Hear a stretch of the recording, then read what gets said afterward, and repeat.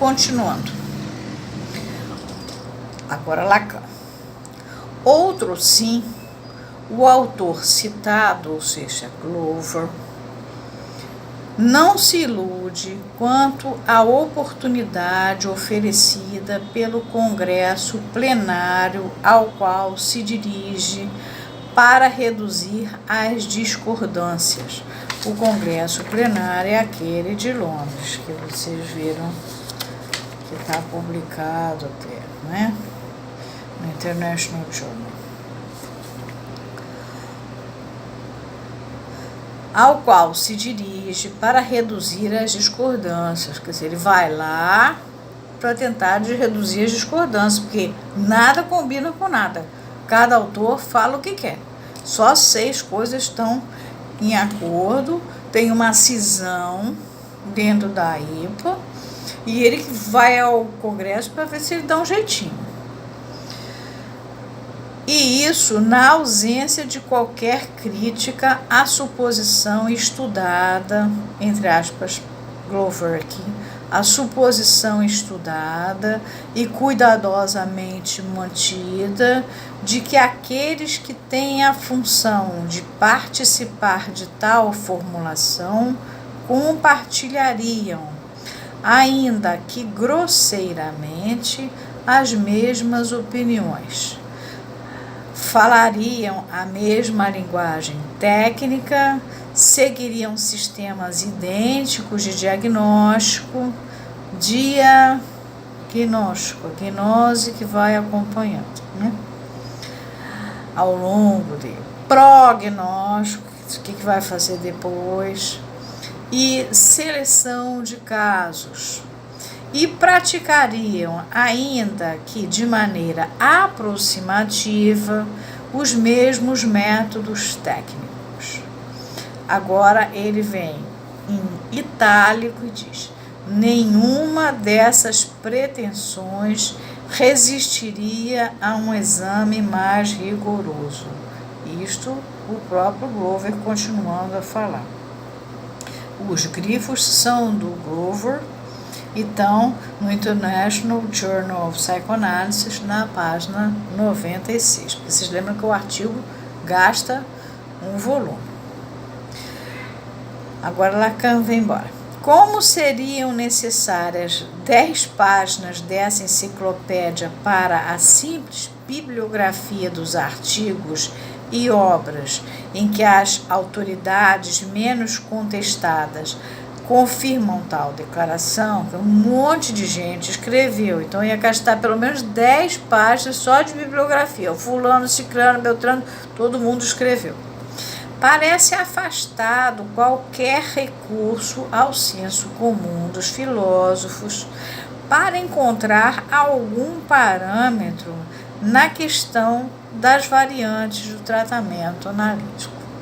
Se um monte de gente ia falar, ia gastar 10 páginas, como é que os filósofos, nesse caso, os epistemólogos, que é o ramo da filosofia que se dedica a esse conhecimento, como é que eles iam chegar a um acerto desses variantes do tratamento analítico?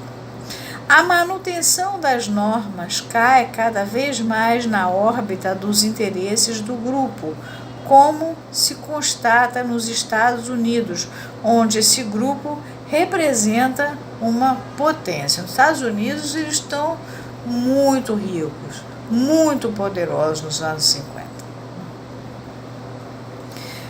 Trata-se, independente do que Freud acha, tanto é que o Freud não conseguiu que o Hayek, Theodor Hayek, porque não era médico, fosse aceito lá dentro. Na hora que os judeus foram aos Estados Unidos, o Hayek não pôde participar da Associação Psicanalítica Americana. Trata-se, pois, menos de um padrão que de uma postura. Não é questão de padrão, é uma postura mesmo. O que antes denominamos de formalismo é o que Glover designa por perfeccionismo. Formalismo, Lacan tinha falado nisso umas páginas atrás, mas eu não me detive nisso, porque a gente ainda vai chegar nisso. É um sistema metafísico que só admite a forma, negando a matéria. É um menos B mais ou menos, raiz de B12 menos 4AC sobre 2A, por exemplo. É igual a MC2, assim por diante. E pode ser também, formalismo, pode ser também usado no termo mais vulgar como um apego excessivo a formalidades, a etiquetas e a questões administrativas. E o perfeccionismo, que é o que o Glover chama, é uma doutrina que afirma ser de busca de perfeição alcançada a partir de um modelo pré-estabelecido. Então, se o Glover chama isso de perfeccionismo, o Lacan chama de formalismo. Um apego excessivo a formalidades, a etiquetas, a questões administrativas. E não uma doutrina que afirma que está buscando a perfeição e tal. Lacan é menos generoso, né? Até porque ele é muito inteligente, ele está entendendo a jogada, ele não vai botar pano quente. Basta ressaltar que, para nos darmos conta disso, como ele fala do assunto, dos pontos, a análise, abre aspas, perde aí a medida de seus limites, fecha aspas, esse é o Glover. Ideal que a conduz a critérios de sua operação que são, abre aspas, Glover, e motivados, quer dizer, critérios imotivados e, portanto, fora do alcance de qualquer controle.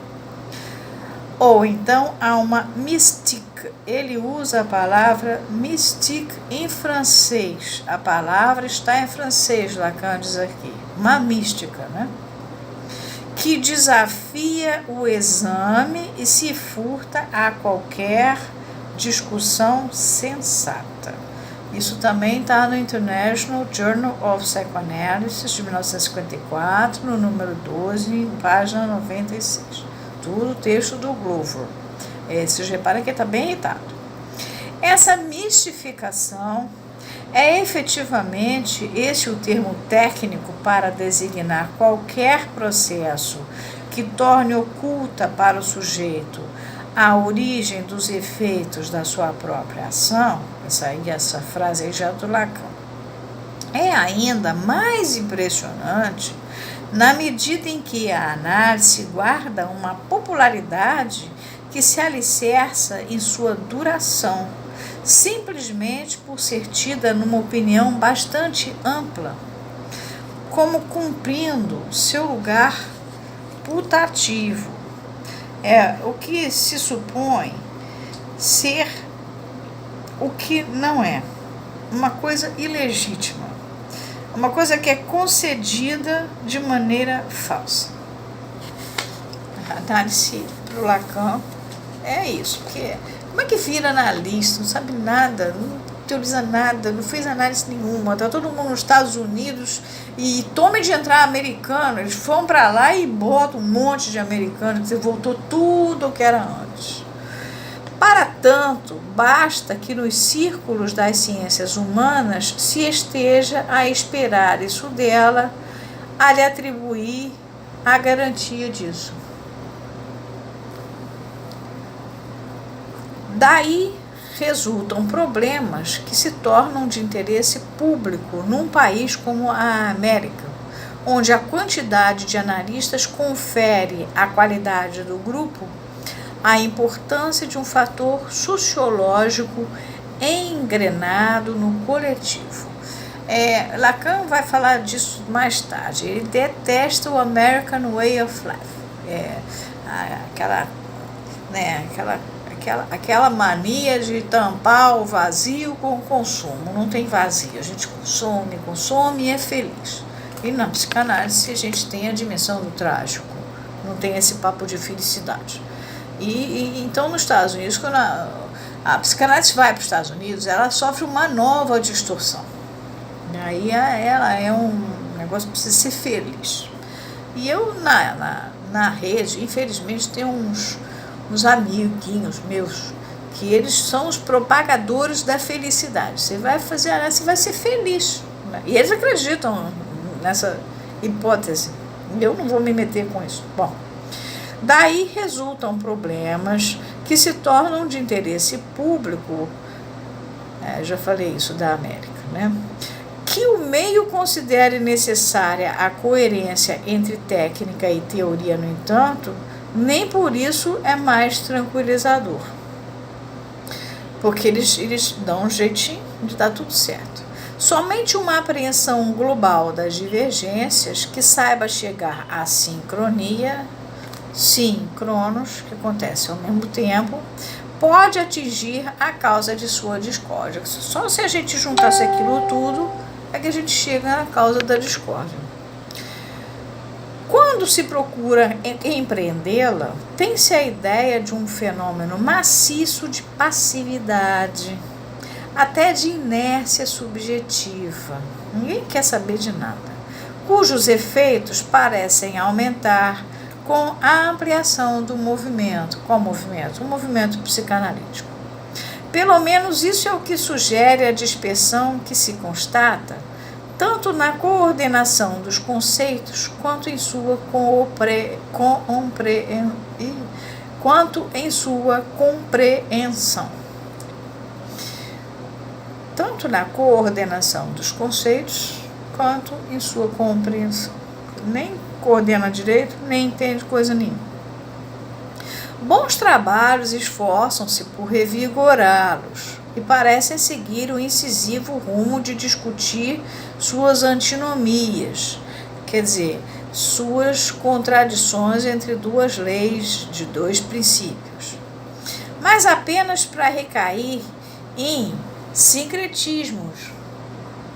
Sincretismo é a junção ou mistura de cultos ou doutrinas religiosas distintas, atribuindo um novo sentido aos seus elementos. É uma síntese de visão de mundos distintos. De pura ficção,